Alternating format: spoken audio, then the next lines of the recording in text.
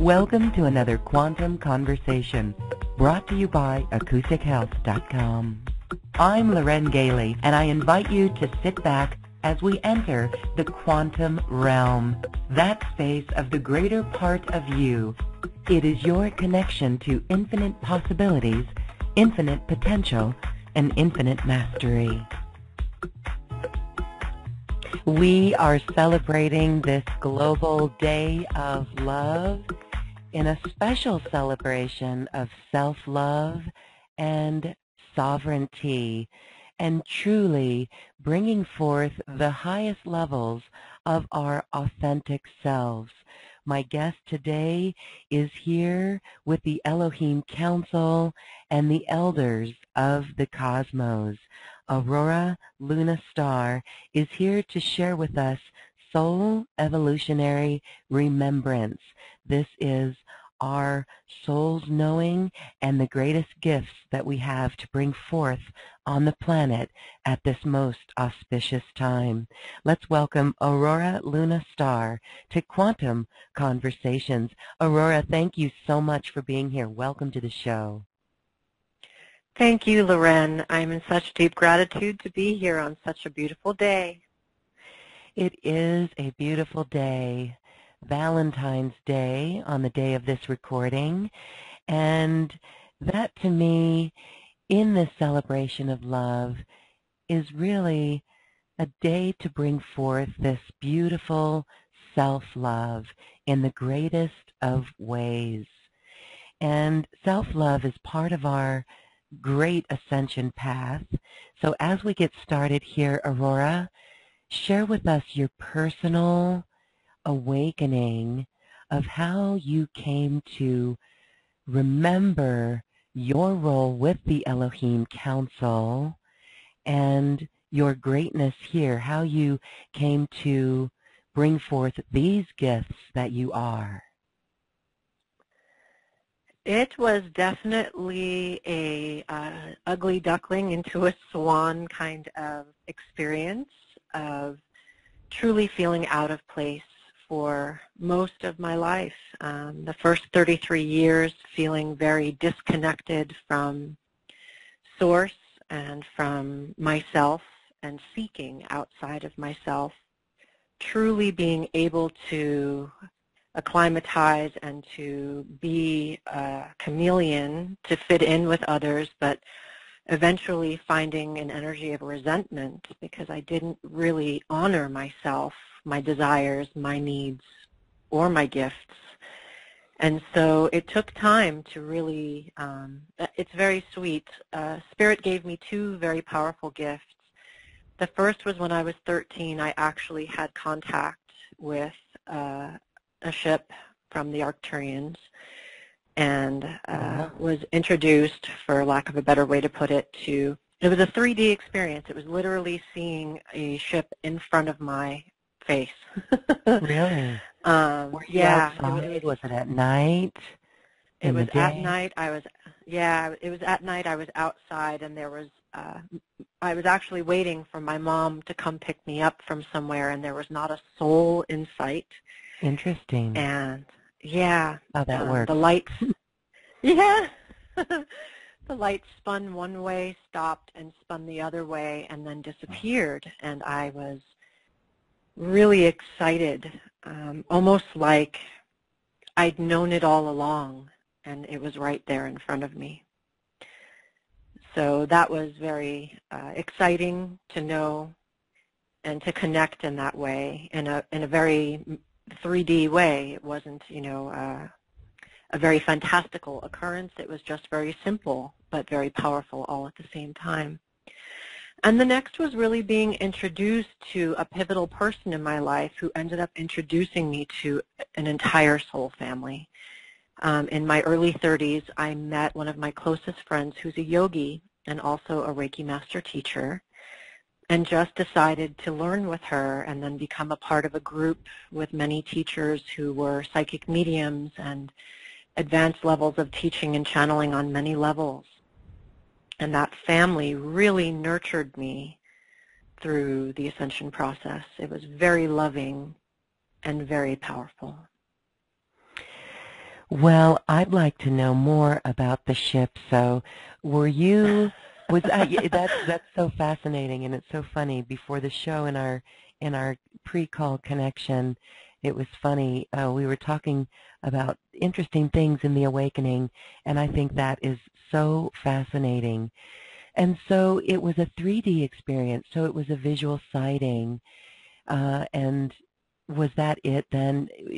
When you see something like that, that is so not of the ordinary, it's not a plane, it is definitely a ship, you saw it, that right there validates so much, or it tells you that we are not alone.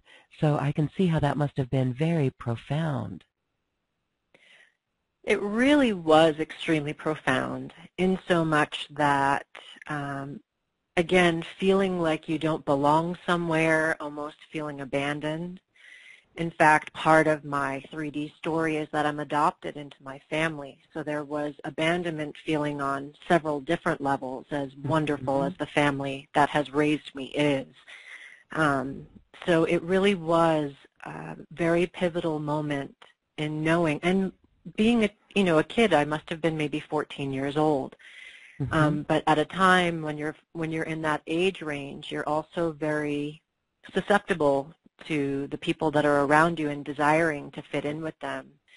And that experience almost allowed me to release some of that energy and really almost begin that sovereign understanding.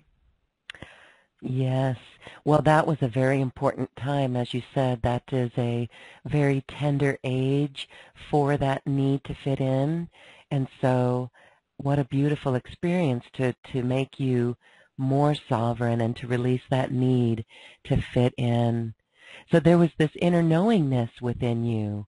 So years later, as you were able to look back at your life and reflect on that, you were able to understand your connection then with the Arcturians and the Galactic Federation. Yes. In fact, as I really got deep into my spiritual practice and released a lot of the lower vibrational activities and people from my life, I started having much deeper experiences with my star families.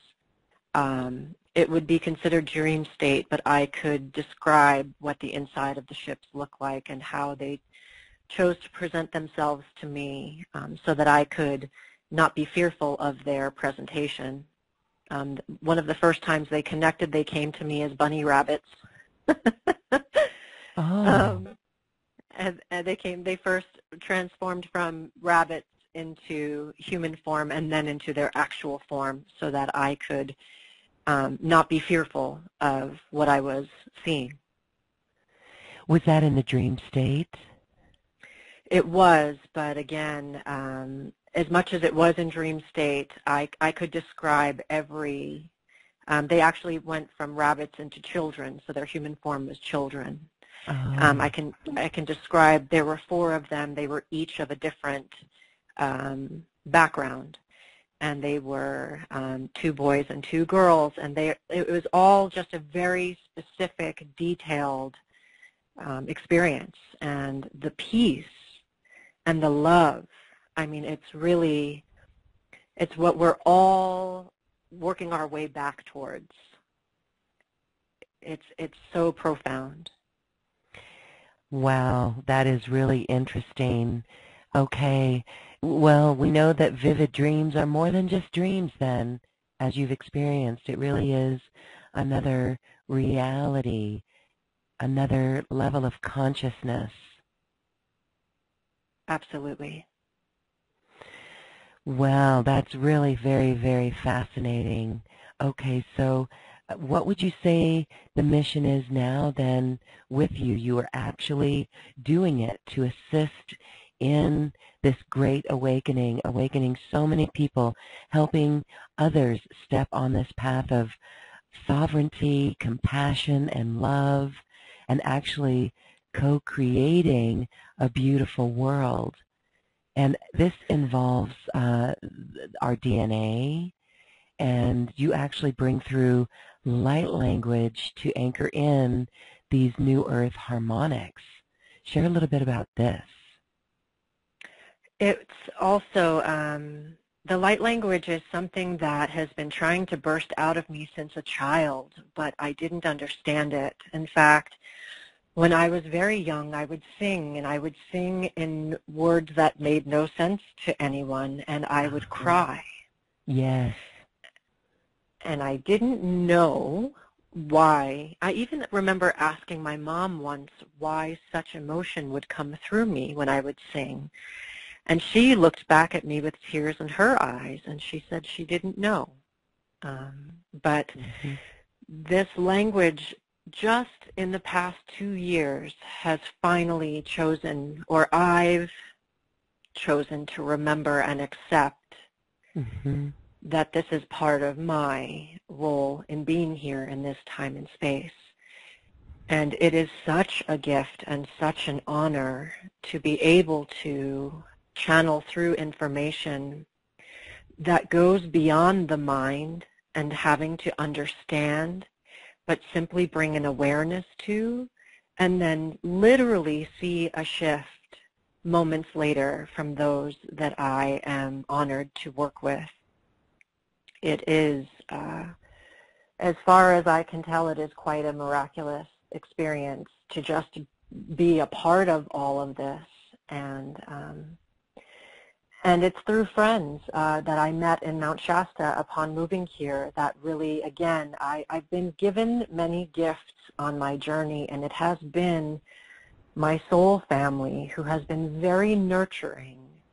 Different people in different places where I've lived, whether in Mexico or New York or Mount Shasta, all of the beings of light in human form that I have connected with have been beautiful space holders as I have moved into and stepped forward with my own soul memory, which has allowed me to share that with others. Yes, okay, that's really fascinating, and it really is more of what's going on these days. Here we are in the powerful eclipse energies as well, and you were saying even your clients, and even the theme this week on Quantum Conversations is this remembrance of these gifts that we have in past lives, even Lemuria and Atlantis. And so I find it fascinating that 2 years ago, right, that would have been 2016, 15, a few years after the 2012 Gateway, that you stepped into, well, you really embraced the light language that was a part of you, right, and channeling.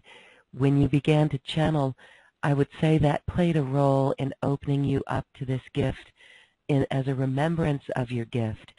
What was that like when you began to channel the council, the Elohim Council? What was that like for you? What year was it? And what was that like for you to trust the process that was happening? Well, so the trust is huge and was quite a challenge because they've always been with me. Always. So it was a matter of acknowledging it and wrapping my, so the ego wants to understand and also to be humble, not to, I had a tough time honoring them by sharing that it is they that I am connected to, because I did not wish to portray something false or to step forward in a way that was an ego. And so what was shared with me, that there was no part in playing small either, and that as I am simply the vessel for that which wishes to come through me. So that is neither greater than or less than, it just simply is. And so with that, I've been channeling their frequency for all my life, and specifically in the capacity of conduit for healing for the past 5 years. But the frequency was always through my vessel and not through my voice or my sound. So in the past year, that has shifted dramatically, and I believe part of my mission in packing up my whole life and moving to Mount Shasta simply because she called me here 2 years ago, that was part of the mountain's gift to me, was that simply by honoring the call of choosing to live here for a period of time, the gift was this aspect of acknowledgement and moving into a deeper aspect of my connection with Source. Mm-hmm. Tell us a little bit more about following the call of your heart for Mount Shasta. Was that a difficult move? You know, often we are given the inner directive, and it's not so easy to do that. But again, that trust is key, and once you do it, you do it. Did you see this in a vision? Was it just a knowing? Did you hear the call of Mount Shasta? I heard the call, but it was my voice. So I woke up at 3:30 in the morning in the June before the January I moved, and it said, "You're going to Mount Shasta." And I said, "What am I doing there?" "Well, you're going to do a healing retreat." "But okay, so how am I going to facilitate this?" And I got all of the instructions, and I said, "Okay, but am I doing a healing retreat or am I moving there?" Because the last directive I got of this nature was moving to Mexico. Mm-hmm. And that move to Mexico was one of my greatest hurdles in my spiritual connection, because I was moving to a country where I knew very few people and did not speak the language fluently, and thought I was going to have a job opportunity, and when I arrived, that job opportunity was rescinded. And so there was a lot of living in faith. I went down with 8 suitcases. I was told I could only come back with 4. So suddenly it was about letting go of possessions and things that didn't serve my path. Shasta was much easier. Everything I owned fit in my car.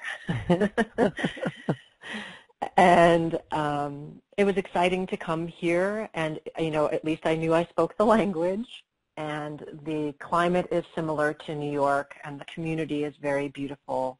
And I went on Facebook and I friended 250 people my first week here, and eventually got to meet people one by one. So the move here was really exciting. The initiatory process of my first year of living here did have ups and downs, but I would say Mexico is a much greater challenge to leave my family and friends and everything I knew, because at that point, I'd been working in corporate America and had quit my job that financed my spiritual knowledge and classes and experiences. And so when I moved to Mexico, I was really taking a huge leap of faith. Shasta felt like a leap of faith as well, but not nearly as pivotal or scary. Mm-hmm. And it doesn't need a passport either. Exactly. There's something about that little difference there that's just a little bit more out there on the edge, So, okay, what a beautiful story. Thank you for sharing that. We always just love to hear how we follow the call of our heart and really listen and follow those inner directives. And when we do, it opens up for us as it does for you. And I'm so glad that you now bring the energy through sound, through your voice, and the harmonics that you bring through, the codes that you bring through in the light language.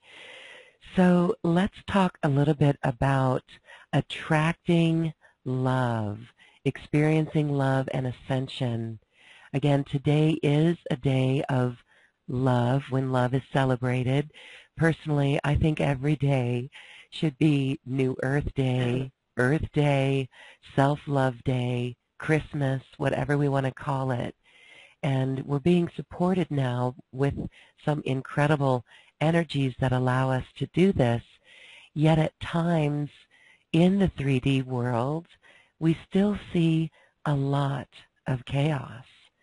And so a question even comes in from our audience: how can we maintain equanimity? How can we stay in this high vibration as others are grieving around us, and there's tragedies and earth changes and things like that?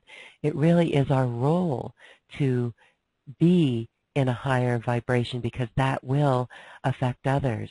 But I'd just like to hear your take on really how we can do this on a whole new level. Absolutely, Loren. First of all, I totally agree that every day is New Earth Day and Love Day and Self-Love Day. And equanimity is such a beautiful word and description for what it is we are being asked to hold. And it can be challenging. I can tell you that the amount of time I spend doing social media, I navigate it very carefully. I hide a lot of people's posts or people who choose to promote fear, even though that may not be exactly what their intention is. I'm in awareness that there is abuse of all kinds and that there is chaos of all kinds. But one of my favorite teachers and good friends, Sandra Walter, will talk about the fact that the way that we change this hologram is by holding that higher field. And the way that we hold that higher field is through our spiritual practice. Mm-hmm. The class that I'm offering is really a basic, and it's funny because some people who've taken it who gave me feedback said, wow, that isn't what I expected, but I'm really grateful for it. And I take the class too, P.S. So I go back and do my own class because our foundation needs to be very, very solid.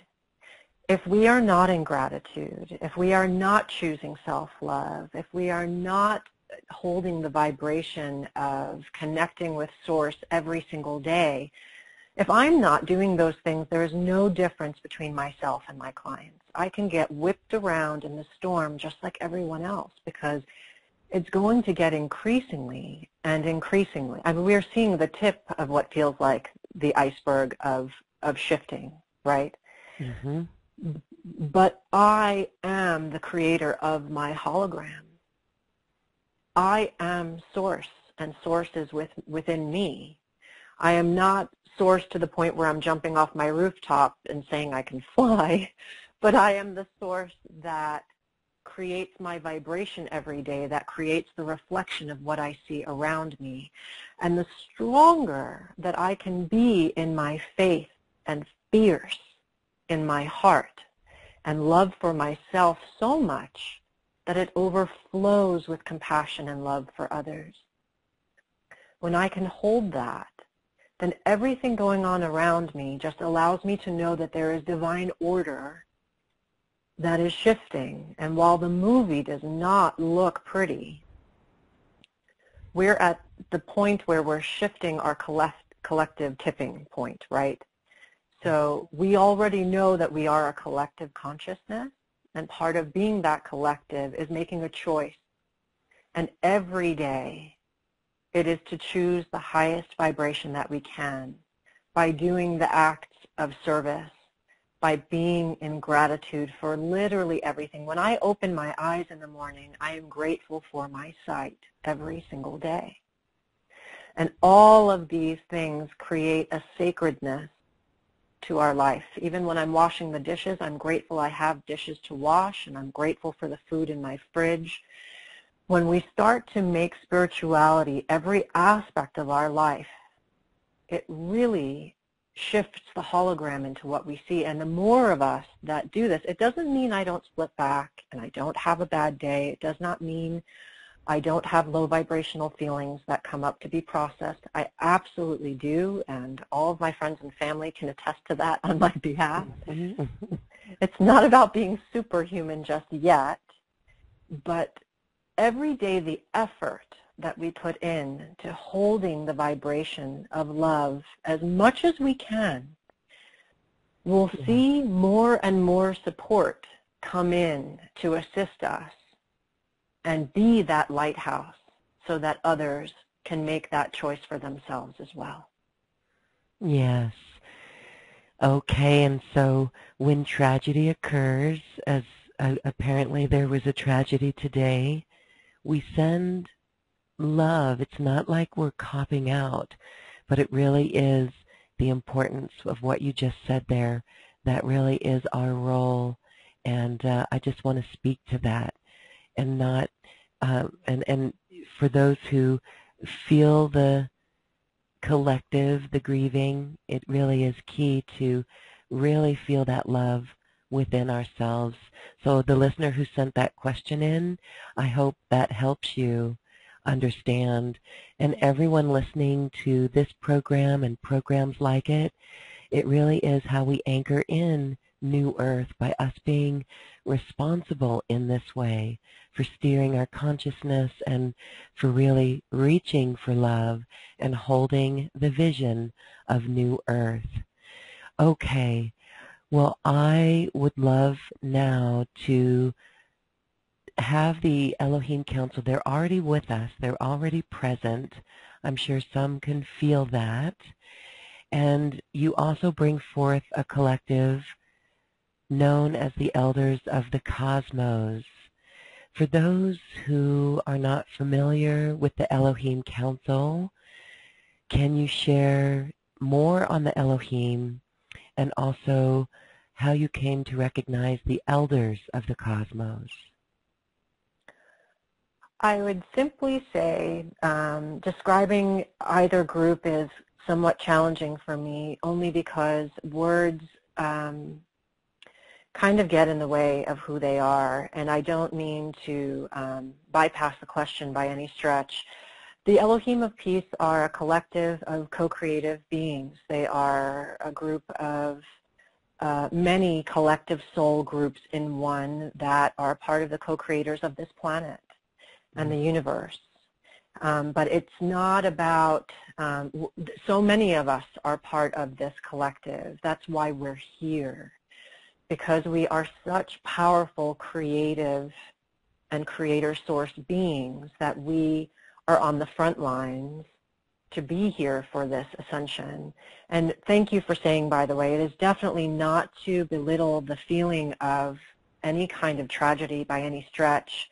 Mm-hmm. It is about simply anchoring in as much love and light as we can and feeling, you know, so I know that part of what I've been processing this week with the eclipse and with so much Atlantis, and interestingly enough, the Lemurian, you know, call yesterday, it has been a large grieving process, as we discussed before the call, how it's that separation from our will and divine will, where it was one for many, many millennia. And at that point of the fall of Atlantis and Lemuria, it became so separate that I feel that's what a lot of us are experiencing in terms of grief. And I feel that that's even part of what these tragedies that we're seeing outside in the world, collective, unfolding, are in relation to, because I feel that these misdirections or distortions of our reality have a connection between what's happening now and what happened at that time. Mm-hmm. Yes, I agree. It's very interesting. And I just love how these memories, I mean, it's all part of us. Your story, your experience is similar to others who may not yet be aware of it. So as you share that and as you stand boldly in what you know and you share it with others, that really is powerful, and it gives all of us permission in a way to really stand in our own truth and to speak our own truth and to no longer be afraid to speak our truth and to honor our gifts. So it's beautiful to watch it unfold, although it may not be so easy. Yeah. Okay. Well, I want to provide you the space to bring through a channeling with the Elohim Council. And these activations are actually helping us to remember this beautiful part of us. So with that, I want to just give you the platform here. Thank you so much. I'm going to ask everyone to please just allow yourself the space to close your eyes and allow yourself to take some gentle breaths.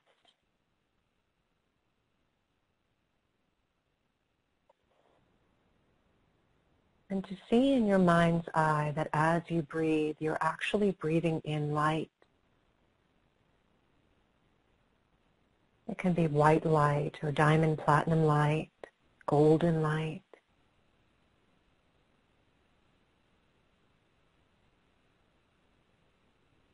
With the intention in this moment of calling all of your energy back into your field. Oftentimes we leave parts of ourselves with people, places, and circumstances. In this now moment, calling all that which is you back to you.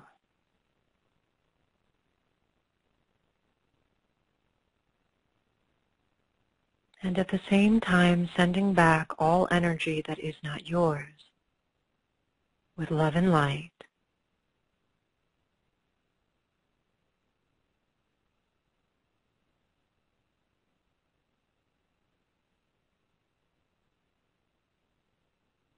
Continuing to breathe more and more of this light into your body.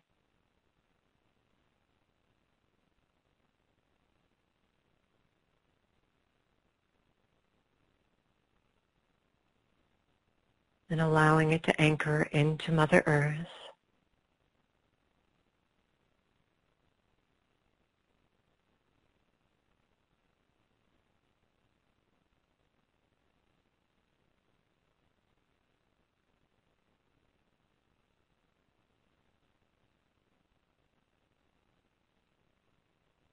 And seeing this light come up from Mother Earth back into the heart center.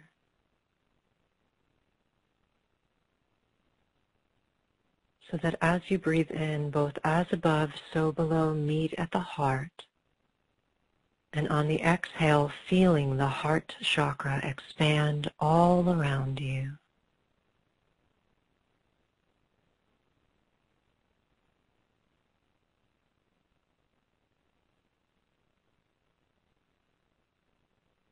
Turmana e kamanatur, sharmunda rakare.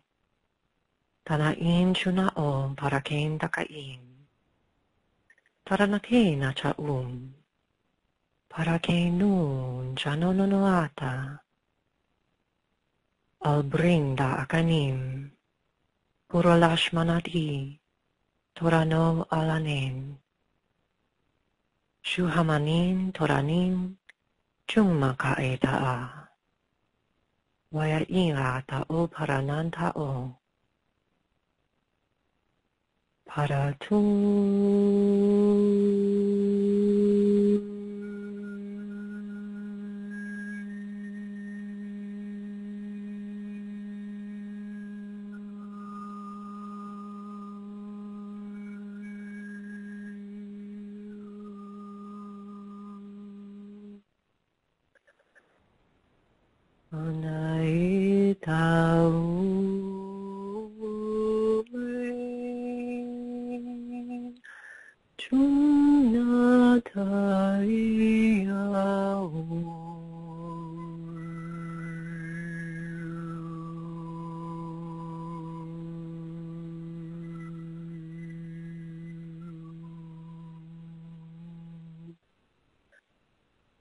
Ata'in paranin tora om.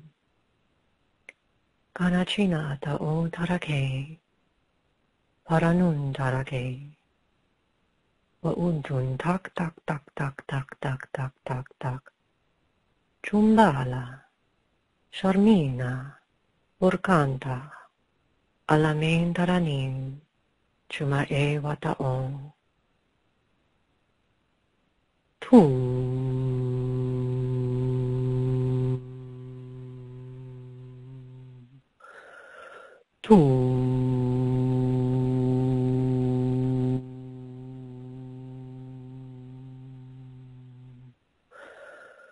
In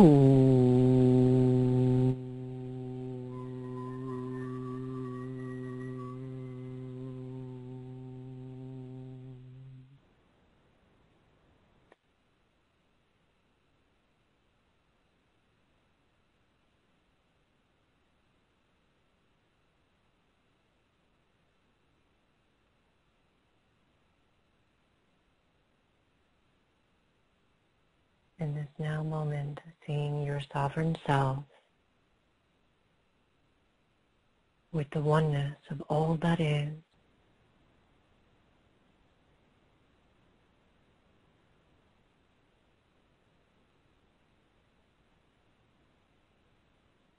unlimited potential, co-creator, source, beingness.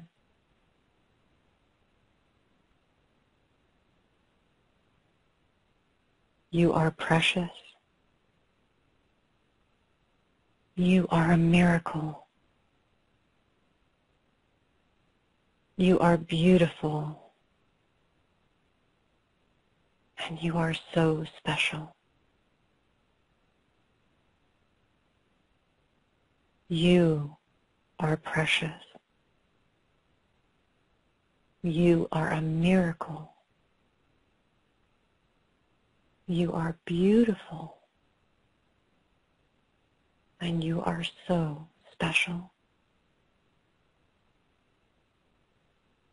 You are precious.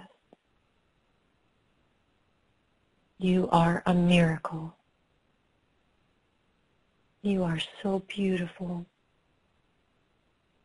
And you are so special. Paramanti antakena, namritaka, namanisona, karasusana.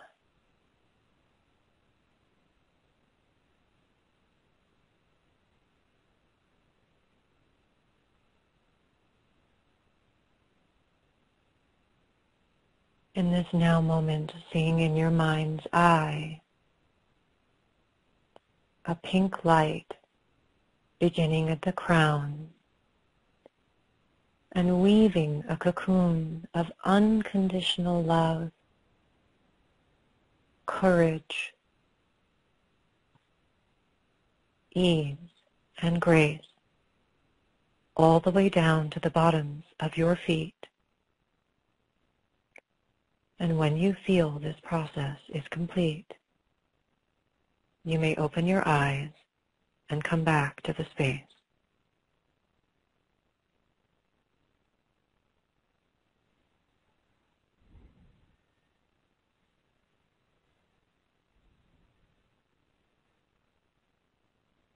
Beautiful. A beautiful process.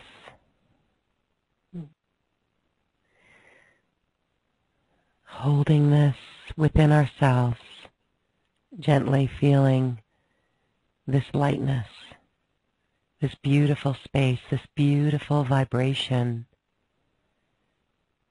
We feel activated. Thank you, thank you, thank you. Very precious to experience that. Very, very precious. So now I'd like to invite our listeners to share their experience. You can chat that in over the Q&A box. You can ask a question to Aurora. And if you're on the call or web call you can raise your hand, or if you're on the call, *2 will allow you to raise your hand so we can unmute you for a question.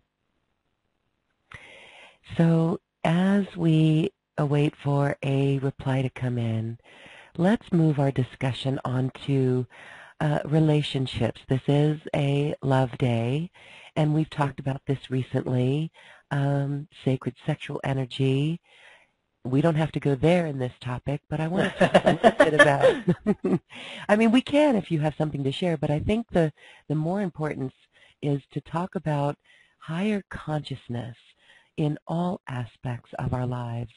Definitely relationships, and this is not just a relationship with another person in a sexual way, but relationships with all that are in our life. And this comes up a lot in our conversations, and we did talk a little bit about this too when we're in vibrations, even if other family members may challenge that higher vibration. When we are able to really focus this energy field, this force that we're maintaining, this field that we're maintaining, this vibration that we're maintaining, and come at all situations from a higher consciousness, we absolutely change timelines, shift timelines, anchor in new earth timelines. So talk a little bit about this aspect of our relationships from a higher perspective.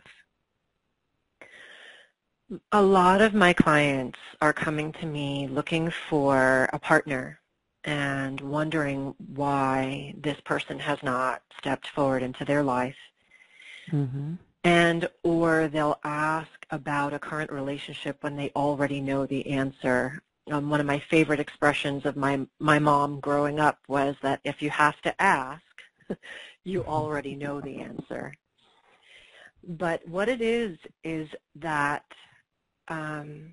we're afraid in programming from, all of the unlimited sources that surround us at this time, that if we don't have a Disney relationship or a relationship that it looks like in the movies, that there's something inherently wrong.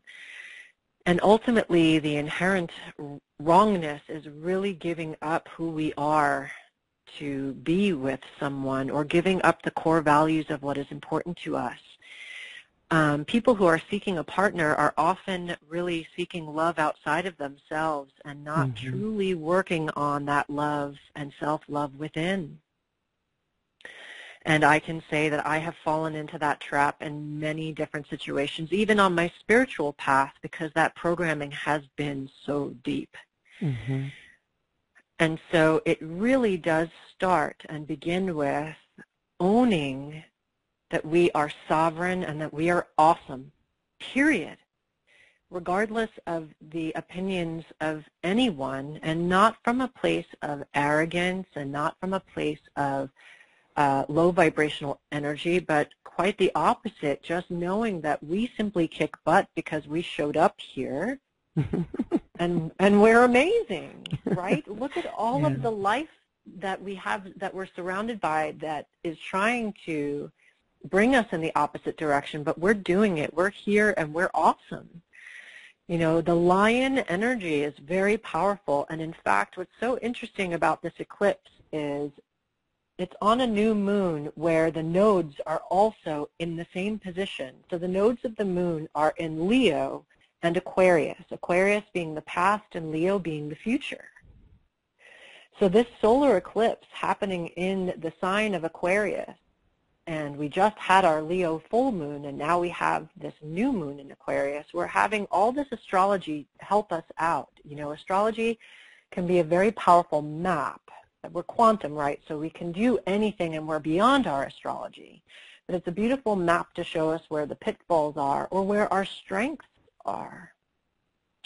And as we look to Leo, which is where the moon's nodes are for this eclipse, it's the future, and it's in fire, and it's in who I think I am. So one of my clients gives me my favorite analogy. So I shared with him that cats have people, right? Cats are not owned by anyone. They teach us self-love. They sleep a lot, they eat when they feel like it, and humans must honor them because they remember being in Egypt. Well, a dog is quite the opposite. A dog is God spelled backwards and teaches us this unconditional love. And we can program a dog. We can teach a dog to fetch, to beg, to lay down. And so it's truly that we do come in as cat energy, but that we get programmed by society to be the dog and to obey everything that's around us. And so it's about overriding that programming and really stepping back into the energy of the cat, again, not from a place of arrogance, but from a place of knowing who we are. Even in the animal kingdom, everyone knows who the lion is, and not because the lion has to announce it. It simply walks out in the pride, and it carries an energy of courage and confidence. This is innate within us because it is who we are. And so again, it's coming back to the memory. And so I also share when my clients are out doing something they love, dancing, art, bicycling, whatever makes your passion on fire and makes you smile, you will absolutely attract a partner from that space because you're going to be lit up like a Christmas tree in all of your glory of being happy and joyful and confident because you're doing something you love. So when we come into that sovereign space of really honoring who we are and being the cat energy of taking care of ourselves at the highest levels, we can bring anyone into our field. And then it's about choosing to hold space while they kind of figure it out. Because when you are that flame, you'll attract everything. Light is attracted to light, and dark is attracted to light. And so the old lessons of the past will also come up to be seen. Are you going to choose that because you're afraid you're not going to find what you're really looking for? Or can you stand in the center and core of who you are, own it, love it, and accept nothing less? With love, with compassion, with grace. Again, it's not about this harsh energy, but it is about a confidence and a courageousness and commanding your own field. Yes, that is beautiful, commanding the field. And we've known that. We know that when we are in that space, we're following our joy and we are being ourselves, then the person arrives because it's a vibrational match to us. And then again, the importance of watching and standing our ground of the right match, what we want, right? And possibly saying no to any of that old that might come up. Okay, I get that. It really is. It's such a self-love vibration that nothing else can beat that. Can you offer some suggestions or maybe a practice for those who don't really understand how they can bring forth the self-love, the ultimate self-love that is a beautiful gateway into other realms and energies? I mean, it is the center. It is the heart. What can you offer for those who have trouble? There is a core wound, and you did mention, your core wound. One of them was abandonment, even being adopted in this life. And so that's really where self-love comes in to take over or override. Absolutely. And in fact, not just abandonment, but worthiness as well, right? Because why was I abandoned, right? Was I not worthy of receiving the love? Why, why was I left behind? Or whatever these emotions are that I feel we all process in different ways from different life experiences. I have been in a fake it till you make it program with myself, and I'm grateful that I make it more and more each day, but I will be very transparent and vulnerable by sharing it is still a daily practice, because I feel that as long as I'm in skin and traveling in this earth suit, this is something for me to continue to transmute and love into the light. Mm-hmm. I am in a constant practice of telling myself how much I love myself. There is the Ho'oponopono prayer, which I feel helps to a point, but I feel that even that becomes almost, I don't want to say old paradigm because I don't believe that truth either, but it's older energy, but it is, I love you, I'm sorry, please forgive me, thank you, and it may not be necessarily in that order, but it's speaking to the inner child and saying, wow, I'm sorry, please forgive me for all of these things, and you don't even have to know what they were. But I remember the first time I said the Ho'oponopono prayer, I was in tears. Mm-hmm.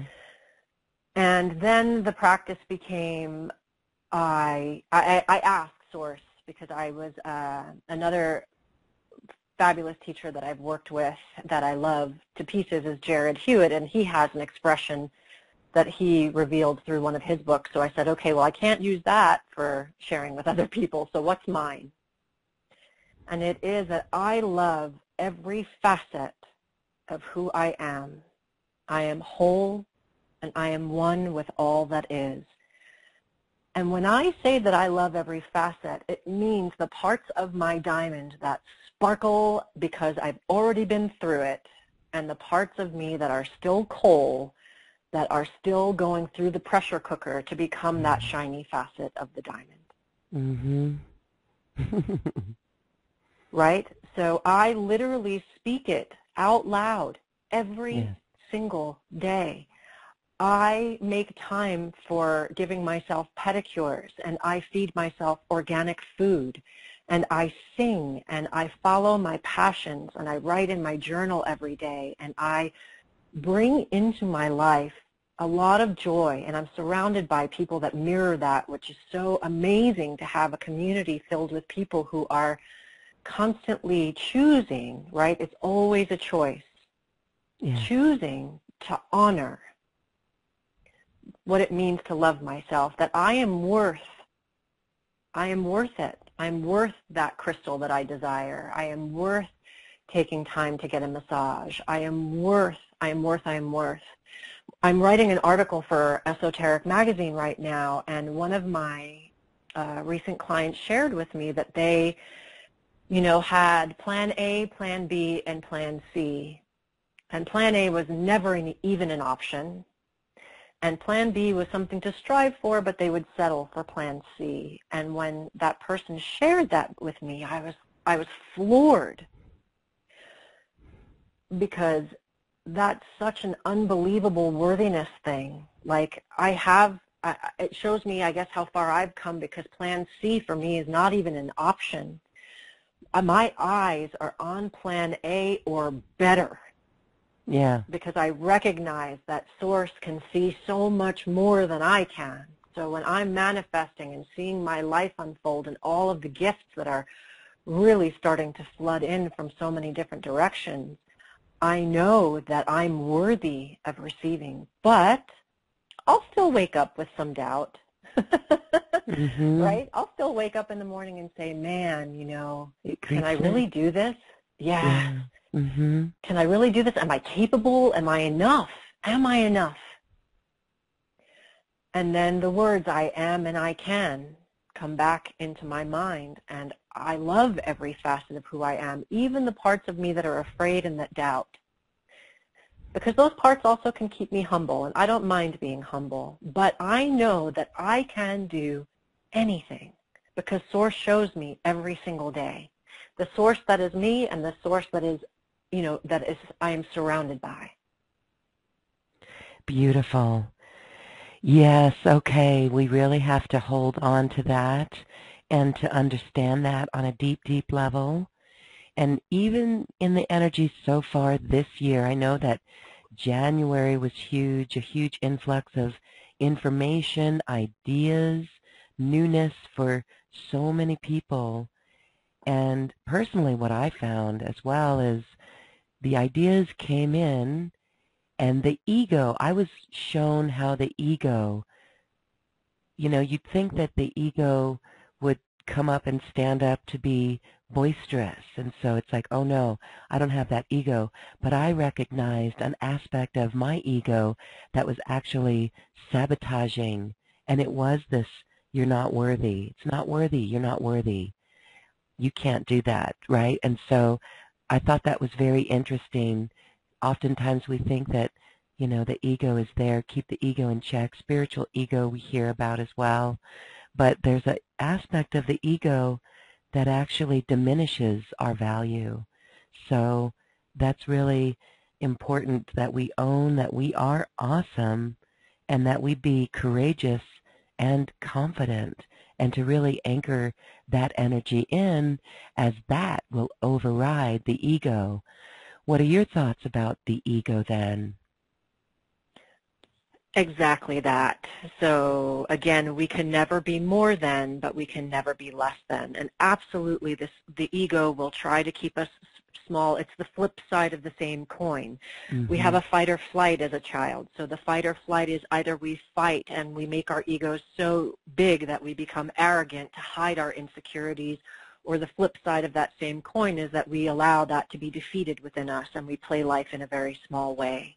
And neither serve. So it is truly about, when we talk about the sovereign nature of whom we are, and Loren, I know that you know this for all of the work that you have done and the amazing people that you have on this show, the only way to keep going is to come back to that sovereign space, even though, yes, I would definitely agree that January held a lot of those energies. Even again, this eclipse energy, we're closing a time from August of last year to tomorrow. And it's been, I feel like the past 2 weeks have even been like super squeezy, for lack of a better way to put it, you know. That's a good way. Yeah. Super squeezy. Squeezing it out. Yes, really getting to, oh, you think you're done with that? Let's see what else is under there. And it is that we are not here to play small. No way. Anyone who's listening to this call is a healer. If that means that you came into this life and you chose to be a mother and nothing more, that makes you no less a healer than me, who chooses to work with people the way I do. We are all here to bring in ascension, the next level, the next quantum leap for all of humanity. And that starts with us. You know, I feel the one mistake that often is made in the spiritual journey is wanting to fix the world and fix the people around us. Yes. And that's the naive aspect of you know, coming in as the fool, you know, the first card in the tarot deck. But, you know, as you travel the journey, you begin to recognize that as we are a collective, when we simply become the best versions of ourselves, that is how we heal the world and how we help everyone, because we just become that example. And we give people permission to shine their light as brightly, as brilliantly, and as magnificently as possible. Because that is who we are. We are this magnificent, unbelievable light. When the star beings and all of these amazing teams of light that all of us have and we're all connected to, when they see us, they don't see our flesh. They see our light. They see us almost, we look like the universe to them. We look like stars and bright lights that we're all connected to. And it's a shame that we have to work so hard to see each other in that way, or ourselves, really, for that matter. But that is the path we chose. We chose to remember. We chose to come in to find our way back to that, so that we really can collectively shift. And it's, you know, a gift, and it's truly amazing. Yes, and I hope your words are comforting for Marie, who is in our listening audience, sharing heartfelt feelings of desperation and not feeling the love inside, right? I know that we do choose situations. We indeed choose the families we come into. I call it the chronicles of love, the lessons of love.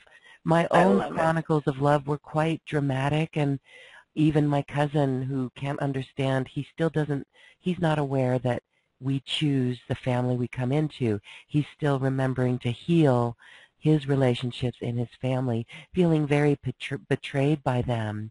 And so I want to go back to Marie's situation, because if we can remember that this is all a lesson to return to love, that's the game. And so Marie, she shares that she's feeling desperate and not able to feel love inside, not feeling love in a long time, not even understanding what love is. And so you were saying earlier that we try to, fit the program of what others in society may want us to be and show up as. And she says, I do my best to be a good person and somehow attract people who use me and, quote, crap all over me. And she says, yes, I created this, but how do I turn this around for myself? I feel hollow and empty inside, and it's a challenge to even trust that God loves me. I've been told so much that I'm bad and not worthy. So please help. She's feeling desperate. And to top it off, a sibling has just passed, and being with family is bringing up lots of pain. So that's a big one, but it starts with remembering this lesson of love. So help Marie here see this in a higher perspective, Aurora. Absolutely. First transmission, Maria, is coming through just for you, though I feel like there are others on this call that will connect with the energy of this. It won't make sense, so just allow yourself to feel it rather than try to understand it. Shumane kura entaka at arabikanata ekatata ur manake tarakin chumpaka aratenanaka et chumanaka inarata tenka tenka arabin chunka maka eta o paranin chuma o paratum kara enaka ota e. You are a light beyond a light beyond a light. That has nothing to do with any of the people around you, but you have forgotten this light, and that is okay. It's not the energy that is very aggressive that just came through wants you to remember who you are. And when we attract people who don't do kind things, it's because of how we feel about us. I also viewed myself as a doormat for the first 30 years of my life because I chose to be there for so many people and often didn't feel like I received it in response or it was not reciprocated. But it's because I put everybody's needs before mine and I never said no. And I became very resentful, very sad, and also very hollow inside. This energy that comes forth on your behalf is a very powerful Maya connection to actually the star Sirius. And it's part of your soul family, part of your team, and it's remembering, and this is the hardest, especially in losing a sibling. Our family is not here to validate us. I love the Chronicles of the Family. It's exactly that.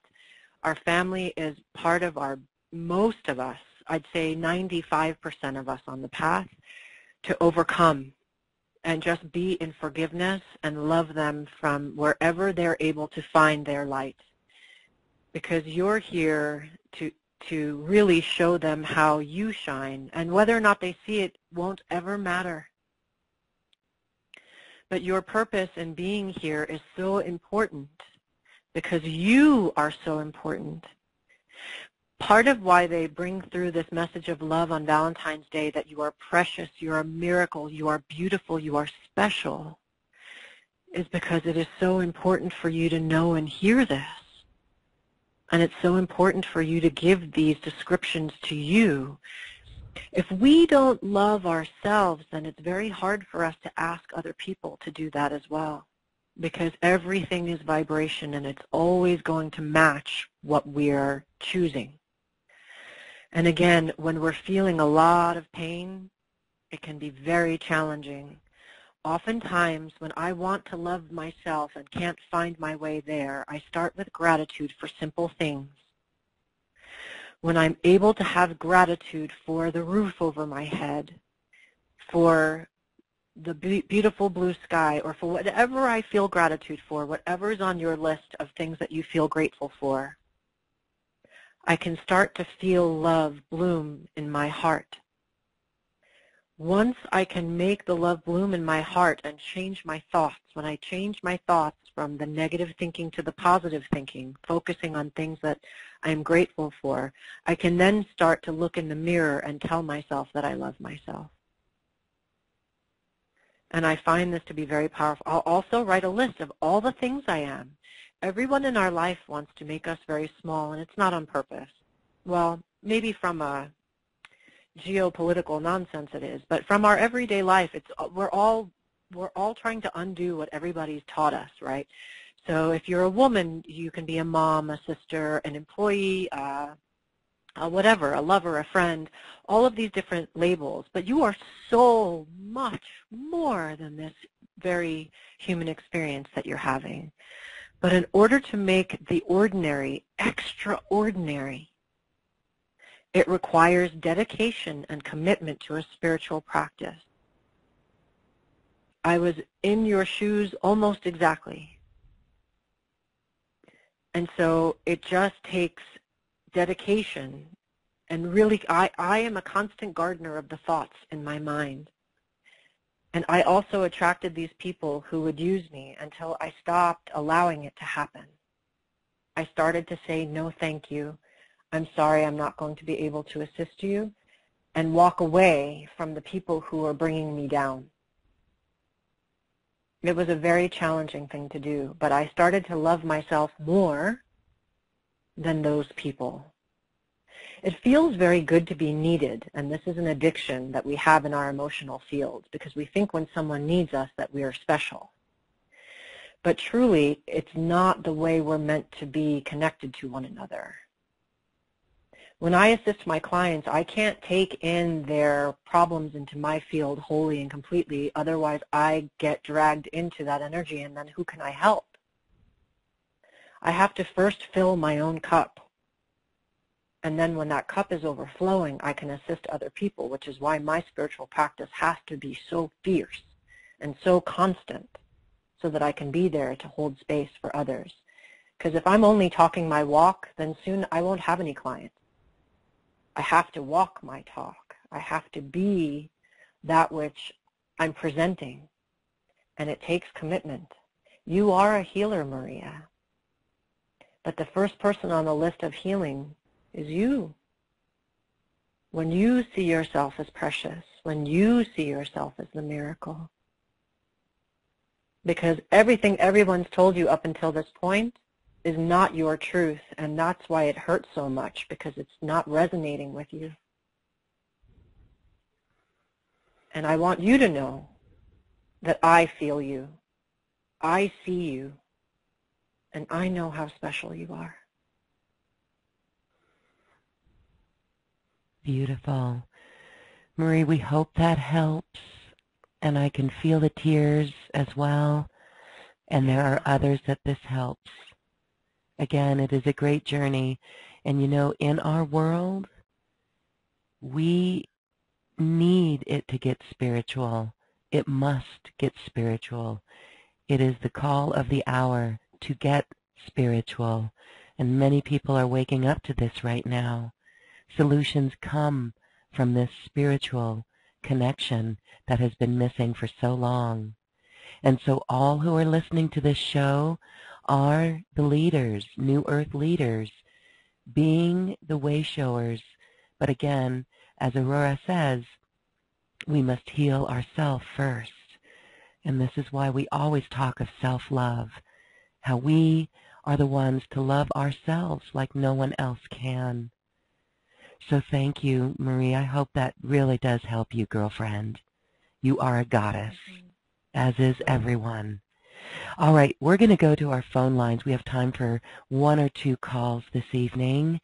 So let's go to Gloria in Leominster, Massachusetts. Hi, Gloria.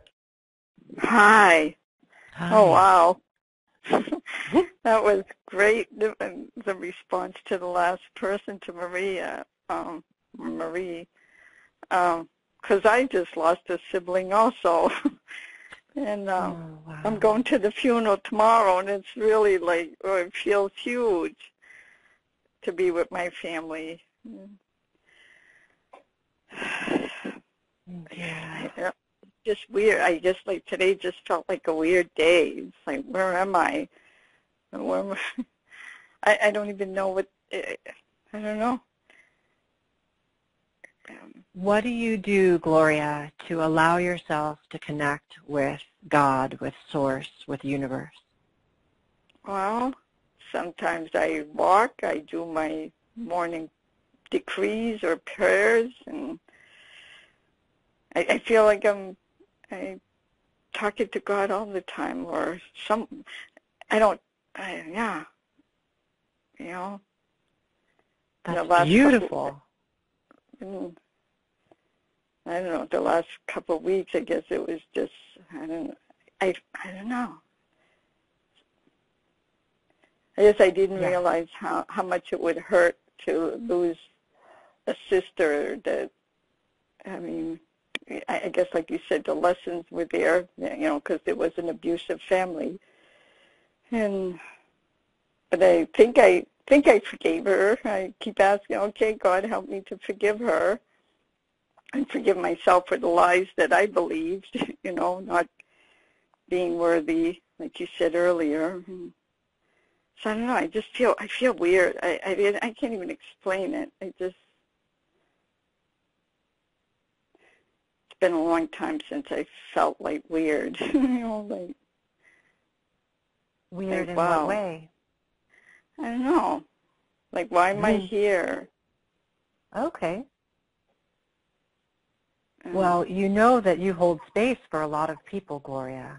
A lot of people, especially in your circle of your community or your friends, they love you and adore you, and they rely on you. You're a great listener, and in that, you're a great healer. Okay, and I guess like, yeah, go ahead. I'm sorry. No, sorry. No, you go ahead. Go ahead. I'm sorry. Oh, no, please. I guess, you know, when you said, what did you say? You said, like, that you felt like you gave a lot, but it wasn't, like, I feel like when I need something, I got to pay somebody. I got to go to a coach or to a counselor or whatever. You know, it's like I haven't yet found, like, well, I had a trusted friend, but she passed away. So I guess, yeah, I guess today maybe the weird feeling is feeling alone, even though I know on the spiritual level I'm not, but boy, walking around in the world today was kind of like weird. I mean, I forgot it was Valentine's Day, you know. So you know, it was like, even my husband forgot. I mean, there's so much going on. At one point I called him, I said, "Do you know today was Valentine's Day?" He goes, "It is?" I was like, "Yeah," you know. I guess because, you know, I was wrapped up, you know, with supporting my sister and you know, making sure that I did things to heal my own heart, you know, with that relationship.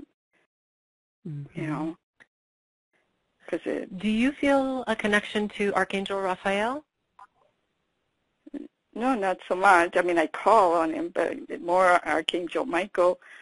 But I can work on that. Michael's there too. Yeah, I was going to say Michael's there. It's funny. You've got them both, but Raphael is the one really stepping forward on your behalf. He's bringing through a beautiful green light for your heart. And so all you have to do is allow it and or call upon him as well, right? Because the realms of love and light need our permission to work with us. They always surround us. But Raphael specifically is stepping forward on your behalf. Thank you. Okay, I'll do that. Thank you. You're welcome, Gloria. I'm sending you so much love. Thank you. Thank you. And thank you, Lorraine, for choosing me. And I guess what I realized today when I was by myself is, like I have been a holding space for people, you know, and sometimes I feel like I need a holding space, you know. for you. Yeah, you know, like, I think that's what came up this morning. It was like, whoa, you know, it's, and my husband's very good, but I think, you know, I guess being a woman, it's like, yeah, it would be nice to have a woman friend, and I lost her years ago, you know, and you know what's weird? Not weird, but my husband works at a ski lift, right? And yesterday morning, he called me and he says, I found this ticket. And he said, it said Sincata. And I went, what? What are you talking about? He says, yeah. He says, I kept saying, wow, that name sounds familiar. And I go, what are you doing with that ticket? He goes, I found it. And, you know, that's the last name of my best friend that passed away. And I went, oh, my gosh. You know. Wow. So I know she's there, you know, and sometimes I just need a human female. So, Lorraine, thank you for your shows. I listen to them as much as I can because it's so healing and so powerful, so and so real and so vulnerable. So thank you. Wow, thank you, and Gloria. And I'll call on Archangel Raphael too. You know. Yeah. Let him in. Let him in.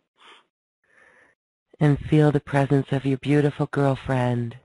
Thank you. Yeah. Yeah, she was precious. She is there with you. That is a sign from her. Yeah. Wow. Thank you. Okay. You can send healing light tomorrow at 10 o'clock is the Mass. So, yeah. Yes, So, you're anchoring that. You're already bringing more love in for that beautiful ceremony tomorrow. And you can anchor it in, and you will be met by higher realms. It's more than just the people in the physical. There's a lot more going on. Enjoy. Okay. All right, Gloria. Okay. Our best to you. Thank you. Yes, thank you, Gloria. Thank you both. Thank you. Bye-bye.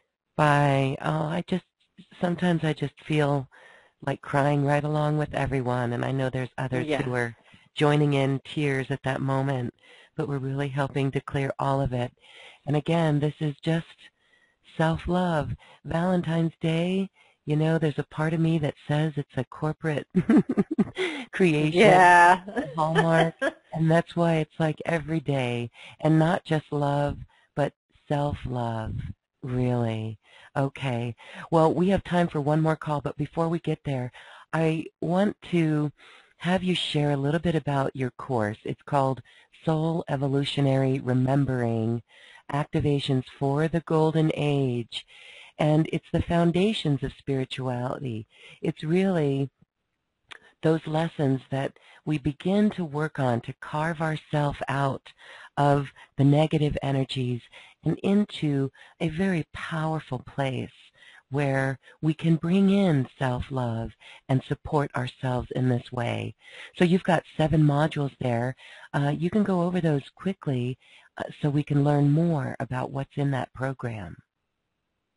Sure. It's essentially a back to basics, working with each one of the chakras and the emotional energies around them, and then activations or meditation activations that go along with a talk. So I sit in front of the camera and I share about, you know, expanding your field, moving into your power, your inner child, moving into your heart space, and then share an activation of a download that came with each one of the modules. And the purpose is really, and homework as well. So I ask you to do certain things along with the classes so that you start to really rewire the brain. We have been severely programmed to be negative, to, you know, to think in ways of fear, and we carry that through our ancestry, through our past lives. There's so much silliness with all of it, but the beauty of it is that we're here to really transmute and transcend all of it in this life. And so these are just the building blocks, and even though I say just the building blocks are really so important, because without our foundation of a spiritual practice, then we end up spinning right around in that storm all over again rather than standing in the center of it and not allowing what happens around us to break us down. So yeah, that's, the classes really, and then supplemented with the class is the potential to work with me as well, which I feel really allows me to get to know who I'm working with, and then kind of add the next level or the next layer, because most of the clients that I work with also have my class. I work with them on a continual basis. I'd say about once a month for maybe at most around 6 months to get them to the next level of their connection, because beyond that, it's an empowerment process for them to really take off. And I've watched many of my clients who commit to the process of the class and then the homework in between sessions have done complete 180s with their lives. It's really humbling and amazing to watch people take control or really command their lives. Mm-hmm. Really beautiful. Yes, really empowering, and we are the ones to do it. So thank you for that. So your special offer is available on this webpage.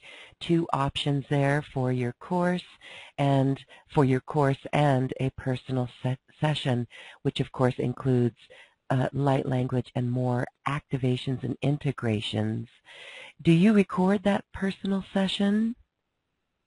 Yes, if it's Perfect. done on Zoom, okay. Only if it's done on Zoom it could be recorded. So okay. As long as you have Zoom, that can be recorded for sure. Yeah, that's beautiful, because we can always go back. I find it so interesting when we go back to those sessions. It's like it spirals us up to the next evolution in the spiral, because we're ready for something that was said. Maybe earlier we were not ready for it. So that's really handy. Okay, well, thank you for that. Let's go to a caller. This one is New York City, Eileen. Hi, Eileen. Hi. Hi. I had a feeling that I was going to be next, because I'm relating to everything that is being said. My family dynamic is changing, and the last 2 women were talking about their sisters, and I went, oh man, I was supposed to go see my sister, and she, throughout my life she was kind of the bully, and she started doing that again, and I thought, you know what, I'm too old for this, and I didn't go. I was supposed to go there for Christmas, and I've never canceled on the last minute like that. But, a lot's been said about, if we're not really being embraced for who we are, then it's hard to be with those people, no matter who they are. I agree. I also, in the beginning, opted out of a lot of functions until I found myself in a stronger spiritual place where I didn't have to judge how people chose to be. And I recognized the mirror. So, for instance, my parents moved last August, and I remember thinking, oh, this is going to be a disaster. And then I stopped, and I said, well, am I not creating with those thoughts? And so I sent my team ahead of me and asked them to be there. And I asked my angels, my guides, everybody I could think of on my team. I gave permission to all the Christed beings of light, asked them to assist me in facilitating this with ease and grace. And I put myself through the lens of love. I really opened my heart chakra to my parents so that I could love them regardless of where they were. And I found that in doing that, they mirrored it back to me. And it was actually a really easy and loving experience. And I recognize that that takes time, because the first thing is, you're right, you don't want to put yourself in an environment where you feel accosted every which way you turn. And I'm from New York, and I am a New Yorker, so I understand you, sister. Go ahead. There's a culture to New York, and I can't explain it, but there is when you grow up in a very dense, intense environment, I feel like the families all have a similar dynamic in that way. But I do have to say that when you start to really anchor your heart center and really love and own who you are, and you take responsibility for your creations regardless of what everyone else is doing, right? Because it's very hard for people to take responsibility for their creations, and what ends up happening is you kind of activate them. Because you are in this spiritual space and you are holding this light, you make them uncomfortable ultimately. I know. We end up being, yeah. But I'm getting there because, my sister's 71 years old now, and it's really time to bury the hatchet, and hearing about these two sisters, I went, oh man, she better not go before I go to visit her again. But I know about that also, and it's not the end of the world if that were to happen. Sure. Because I do understand about the other side, and my mother is the perfect example of sometimes I wish she would just do something else than come visit me all the time. But she's a mother even on the other side. Yes. And my next question is, what is your connection, how do you feel about your connection with Mother Mary? Very strongly. Yes. Okay. She is very powerfully in your field. Mm-hmm. And what I can share with you is that when you find yourself in these situations of the heart with family where there's just challenge, when you call on her presence, it's like you'll get a boost in your heart center if you ask for it. And it will allow you to hold that greater level of compassion for yourself also, because you're worthy of receiving that compassion and holding that space for you, and you'll have it so that you can hold it for your family as well. Yeah, it's funny, I'm wearing a crystal that has her energy, has Mother Mary's energy in it. So is it an aqua aura? Huh? Is it an aqua aura? No, it's just clear crystal. Oh, okay. But it's sort of like a teardrop shape. It's really pretty. Beautiful. Yeah, so I will call on her more. Thank you. Yeah, you bet. She's there, so you just have to choose to connect with her, because I'd almost say she's walking around with you. That's very comforting. Thank you. Yeah, Beautiful. You're welcome. Thanks, Eileen. Thank you. Yes, I think that question, your answer for Eileen's question helped others as well with the family issue. It really is important. So thank you for that on many, many levels. Well, Aurora, Luna, Star, this has been a very heartwarming quantum conversation. So as we close our circle today, I'd love for you to close with a more courageous and confident light language that would help us go forward on this day of love.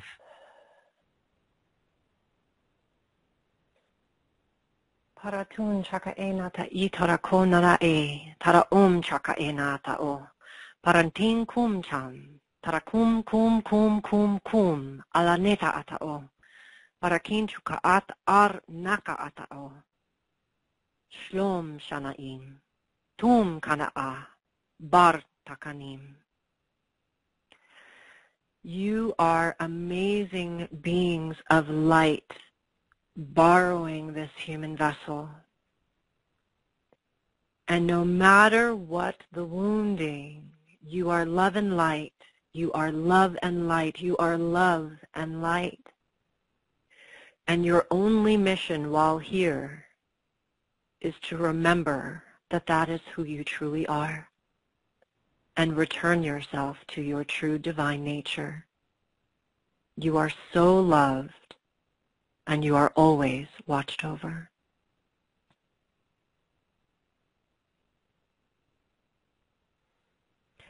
Beautiful, beautiful, beautiful.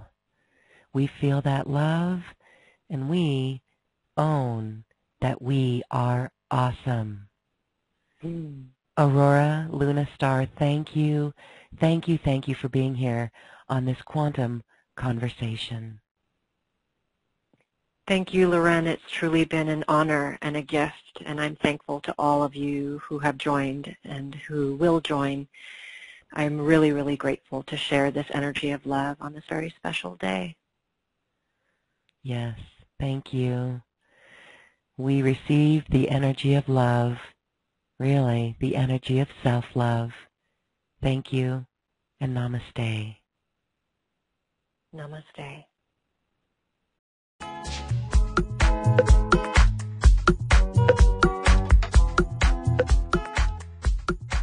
Thank you for listening. If you've enjoyed this program, please share it with your friends and loved ones. And we thank you for shining your magnificent light and adding it to the world. This is when we love ourselves like no one else can. We leave you now with music from the universe. Music literally created by the universe, as musical notes were assigned to mathematical equations. The result is this beautiful music, available at acoustichealth.com. Namaste.